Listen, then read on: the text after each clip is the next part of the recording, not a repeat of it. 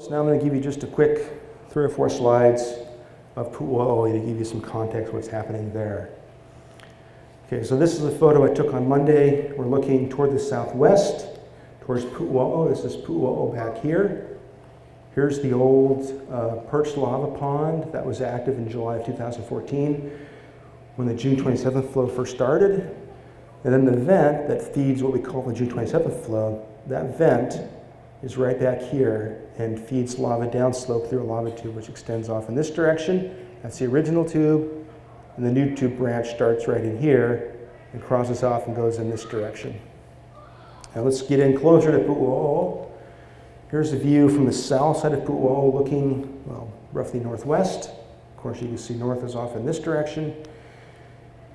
And I'm going to give you some more context of what we have here. So from this view, there is what we call the Pu'u crater. And this is the largest that the crater has been. That was in 2011.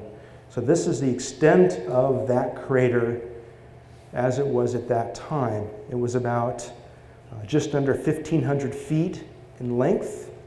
This is northeast to southwest. And it was about 300 meters or about 1,000 feet, just under 1,000 feet across. So quite a large crater. And then that crater filled between 2011 and the start of the June 27th flow in June of 2014. Once the June 27th flow started, a new crater formed, and that's this crater right here. And that's outlined in yellow again, and it's much smaller than the crater that predated this one. It's about just over 900 feet long and about 800 feet across. And just outside the crater to the west is a smaller pit, which we call the West Pit. It's an informal name. It's about 165 feet across. And both of these, the floors of both of these, it's about 65 feet below their rims. Now here's the various vents that exist at Pu'u. In this west pit, there's a small lava pond. It occupies a little portion of the corner of this pit. It's maybe about 50 feet across. And within Pu'u crater itself, this is not a lava pond. It's just lava flows on the crater floor. And there's actually 4 spatter cones. There's a spatter cone here, spatter cone here, spatter cone here, and a spatter cone here. This is the northwest side of this crater. This is the south side, and this is the northeast side. So we have 4 spatter cones.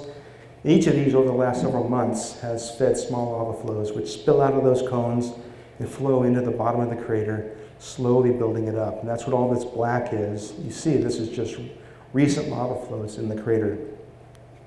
There's also a vent over on the northeast wall of the crater. Hasn't produced any lava, but it does produce a lot of gas.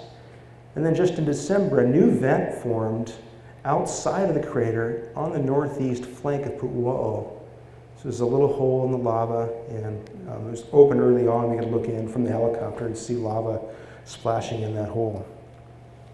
And then down below that is the vent for the June 27th flow.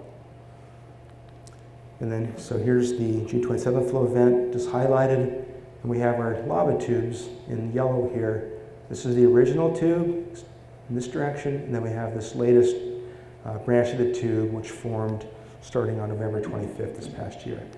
And this vent is about 165 feet below the rim here. So whereas the floor of the crater was 65 feet below the rim, the vent that's feeding the flows is 165 feet below the rim. So quite a bit lower than what's going on in the crater itself. And it's also roughly the same elevation as this flank of the cone, which is still exposed on the south side. Well, that's it, folks.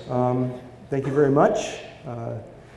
For more information, you're welcome to, well, there's lots of handouts in back. I'm sure you've seen those. And if you want, you can also go to our website where we have lots of updated photographs and maps and that sort of thing. So keep your eyes peeled here, and we'll have more information as things change. Thank you very much.